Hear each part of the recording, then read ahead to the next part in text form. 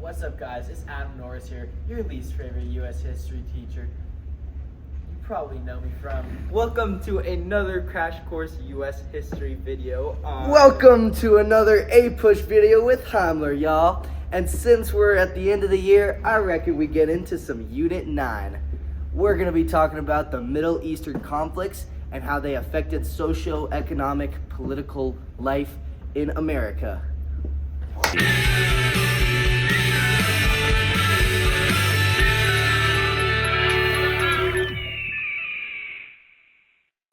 Today, we're looking at the big picture question revolving around the United States incursions into the Middle East. How did U.S. interventions in the Middle East alter public trust and shape cultural attitudes towards patriotism? I'm going to specifically look into the 1991 Gulf War. The Gulf War was the United States-led UN coalition's invasion of Kuwait to protect Kuwaiti independence from Saddam Hussein's Iraq and to gain an ally in the Middle East. We're going to analyze why the Gulf War can be described as a Janus-faced war, which means that it is a two-sided outcome with two opposite outcomes and meanings. But Mr. Norris, wasn't the 1991 Gulf War a massive success? Didn't it restore public trust after Vietnam? After Operation Desert Storm, in which we liberated Kuwait in just a few weeks, there was a widespread feeling of triumphism, relying on precise, high-tech weaponry and successfully expelling Saddam Hussein from Kuwait. For a brief moment, public trust in the military skyrocketed, and patriotism was defined by high-tech and undisputed American exceptionalism. This caused President George W. Bush to announce that we had officially kicked the Vietnam syndrome once and for all, although people argue that this triumphism hid a brewing disaster. So what was the other side? What went wrong? It comes down to a policy dilemma. The U.S. left Saddam Hussein in power to maintain regional stability, but then they had to contain him. They did this through incredibly harsh UN economic sanctions and no-fly zones all throughout the 1990s. While Americans celebrated the quick and clean victory in Iraq, Saddam Hussein was able to use the intense sanctions posed by the UN on Iraqi civilians to create anti-United States propaganda. The U.S. government was faced with a completely unsuitable containment policy. This caused the U.S. to be unable to reach a diplomatic solution, which ended up causing the second Iraq invasion in 2003. So how does this answer our big question? Alright, here's your thesis for the day.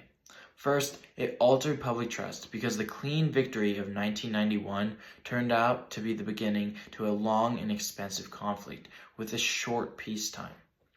When the unresolved baggage of 1991 triggered the 2003 invasion and subsequent conflict, public trust in the government institutions shattered. Second, it shaped patriotism. The blind, flag-waving, unthinking patriotism of 1991 eventually fractured into deep polarization. Patriotism shifted from celebrating American power to deeply questioning the long-term ethical and humanitarian costs of foreign overreach.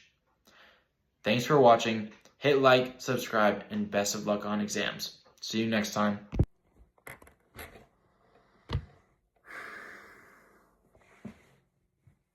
Thanks, Adam. Now, before we get into the cause of the Iran war with John Green, I'm here to bridge the gap with the pivot point that changed everything. 9/11 and the War on Terror. Specifically, we'll dive into how this period grabbed a match, set it aflame, and chucked it into the center of the American public trust and patriotism. Now, if you're ready to get those brain cows milked, let's get to it. If you want to score full points on that DBQ or LEQ, you got to do more than just say, hey, 9/11 made Americans angry. No. You need to understand the trajectory. See, public trust was high following Kuwait, like Norris said. The U.S. won quickly, and patriotism was gliding along the post-Cold War breeze. Then, the Twin Towers fell on September 11th, 2001. Immediately after, we have a bipartisan unity characterized by intense right-leaning patriotism and nationalism driving the war on terror. But as conflicts dragged on into Afghanistan and Iraq, the Middle East didn't stabilize, it fractured. And as that regional instability snowballed, American domestic social politics entered total hysteria and violent controversy. You may be asking, how do we prove hysteria and political controversy in the War on Terror? Well, let me answer that for you. You need to unpack some historical evidence, starting with the hysteria. The federal government establishes the Department of Homeland Security and passes the USA Patriot Act. Now, Americans are swapping civil liberties for national security, characterized by color-coded terror alerts on the news, warrantless wiretapping, and a huge spike in Islamophobia. The public wasn't just unified, but it was terrified. Second, the political controversy. This is where the post-Cold War consensus completely shatters. The Bush administration invades Iraq in 2003 based on intelligence about weapons of mass destruction. Intelligence that turns out to be flat out wrong. And consequentially, public trust falls through the pits. Because of this, patriotism is weaponized. Supporters of the war are American. Critics who questioned rising casualties and the billions of dollars spent were deemed un-American. Just ask the Dixie Chicks. And that is the historical bridge.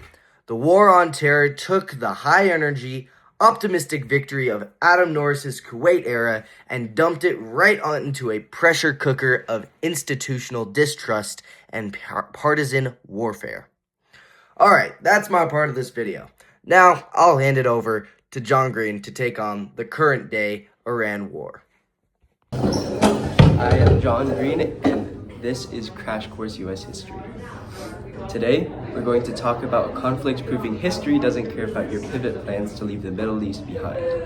For years, Washington pursued strategic divestiture, handing regional security to local allies to focus on China. But systemic instability dragged a reluctant nation straight into an asymmetric nightmare. Let's go to the thought bubble. By weaponizing the Strait of Hormuz in response, Iran choked off global fertilizer and energy traffic, sending shockwaves through international food and oil markets. If that wasn't already enough to handle, while the war hammered the global economy, no major global power, not even the US, Europe, or China, possessed the international legitimacy to coordinate a solution. Instead of a stable rules-based system, the conflict accelerated a chaotic new era where calculated alliances, technology, and supply chain control matters just as much as military budgets. Thanks, Thought Bubble. This conflict brought the domestic trajectory Adam and Heimler talked about to a boiling point. Think about the progression. In 1991, we had high public trust and unified triumphalism. After 9/11, that shifted into terrified patriotism. By 2026, the transition from clear-cut goals to complex chaos completely shattered public trust in government institutions.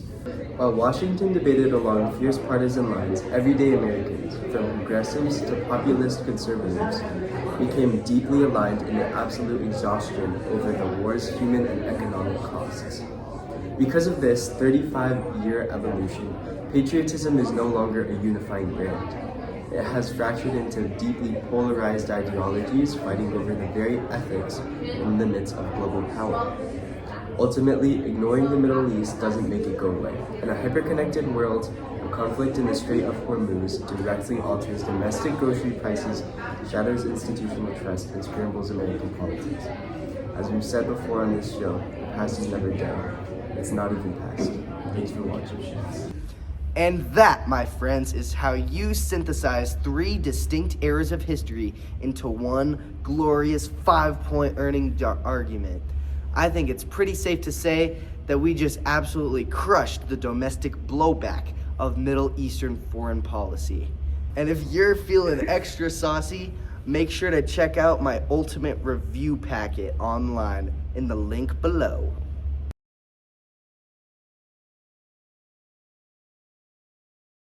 This packet does not exist. No APUSH YouTubers were harmed in the making of this video. Thank you, Mr. Donnelly, for such a great year.